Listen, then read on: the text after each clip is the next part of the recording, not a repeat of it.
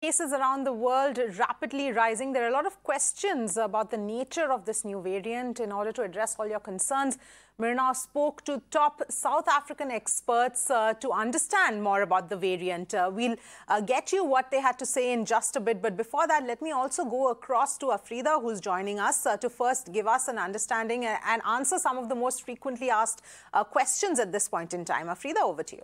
Yes, thanks, Avni. So we'll begin by giving you the details of the FAQs, like you said, the frequently asked questions. Number one, what makes Omicron variant a variant of concern?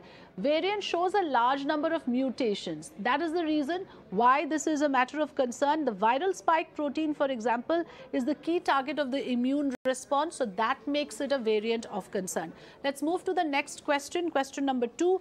Can the current diagnosis detect Omicron? A lot of people are worried whether RT-PCR tests are good enough to detect this variant of the virus. The answer to that as of now is yes, it is good enough.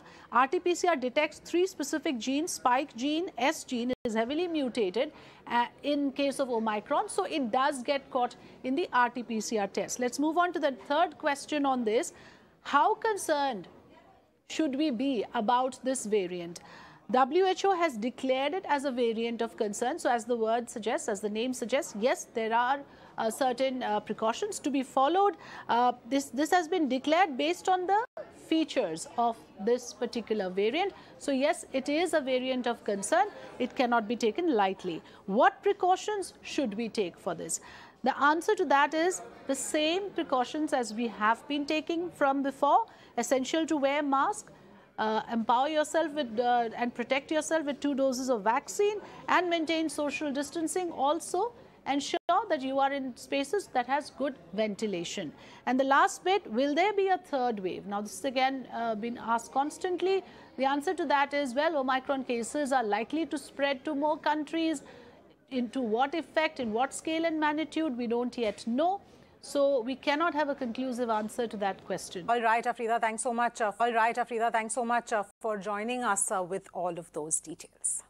Meanwhile, with cases around the world rapidly rising, a lot of questions of the new COVID variant. In order to address all your concerns, Myrna spoke to top South African experts to understand more so that we can be cautious and be prepared. In fact, Hina Gambhir spoke to Johannesburg-based doctors, Professor Nivesh Sewlal and Dr. Bhadrashil Modi. Listen in. What are the symptoms that you are seeing in the patients who are coming to you who are getting positive with Omicron variant? So we see a spectrum of symptoms from a very mild case to someone fairly severe. So the severe one is easy shortness of breath, but we don't see many of that. The vast majority are very mild cases, a very distinct headache, body aches and pains, a bit more distinct than the previous variants. But we've seen headaches, body aches and pains, sore throat, maybe a bit of a runny nose, and a bit of a cough. Now, these are very deceptive symptoms. You know, a lot of times people think it's just a flu, or I got wet in the rain 2 days ago and now I've got a bit of a runny nose.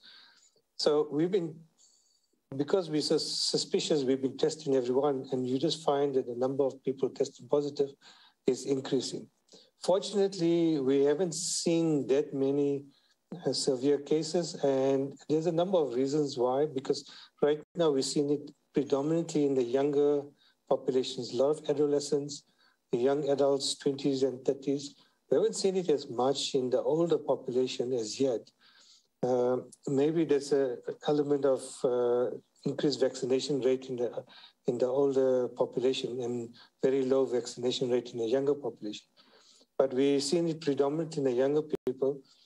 And is it because they don't have comorbidities and they're young, so they're not getting very severely sick? And our hospital rate is increasing, but not as dramatically as the number of cases are increasing. Okay. But we have to wait and see.